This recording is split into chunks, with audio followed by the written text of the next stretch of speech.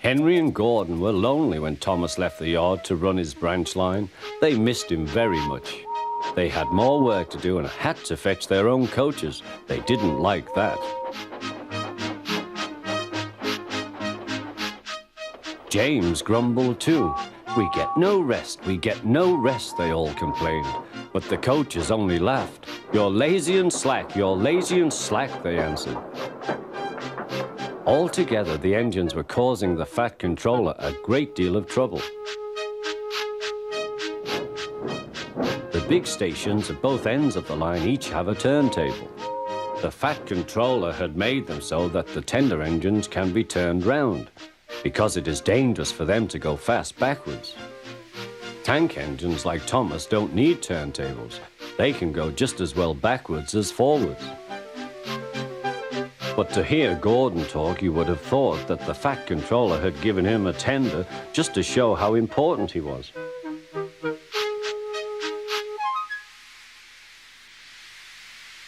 "You don't understand, little Thomas. We tender engines have a position to keep up.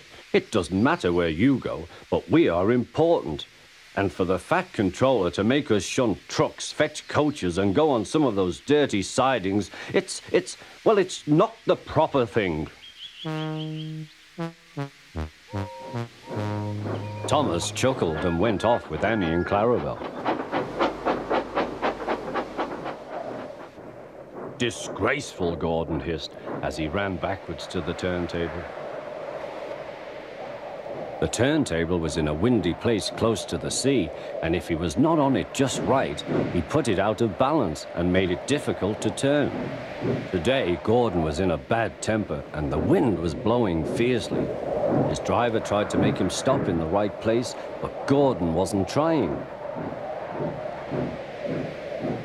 The fireman tried to turn the handle, but Gordon's weight and the strong wind prevented him. "It's no good," they said at last. "Your tender upsets the balance. If you were a nice tank engine, you'd be all right. Now you'll have to pull the next train backwards." "Look," called some boys, "there's a new tank engine." "Oh, it's only Gordon back to front." "Hello," called Thomas, "playing tank engines? Sensible engine. Take my advice, scrap your tender and have a nice bunker." Gordon said nothing. Even James laughed when he saw him. "Take care," hissed Gordon, "you might stick too." "No fear," chuckled James, "I'm not so fat as you." "I mustn't stick," thought James. He stopped on just the right place to balance the table. It could now swing easily. Gordon arrived in time to see everything.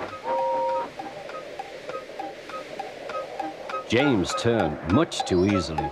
The wind puffed him round like a top. He couldn't stop.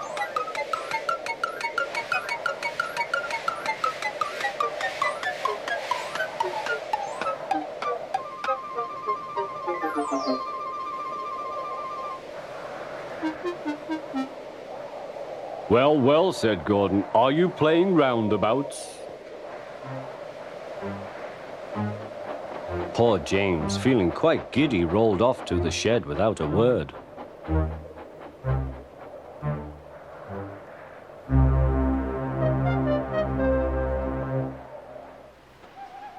That night, the three engines had an indignation meeting. "It's shameful to treat tender engines like this. Gordon has to go backwards and people think he's a tank engine. James spins round like a top and everyone laughs at us. And to add to that, the Fat Controller makes us all shunt in dirty sidings. Blech!" "Listen," said Gordon. He whispered something to the others. "We'll do it tomorrow. The Fat Controller will look silly. The engines had decided to go on strike."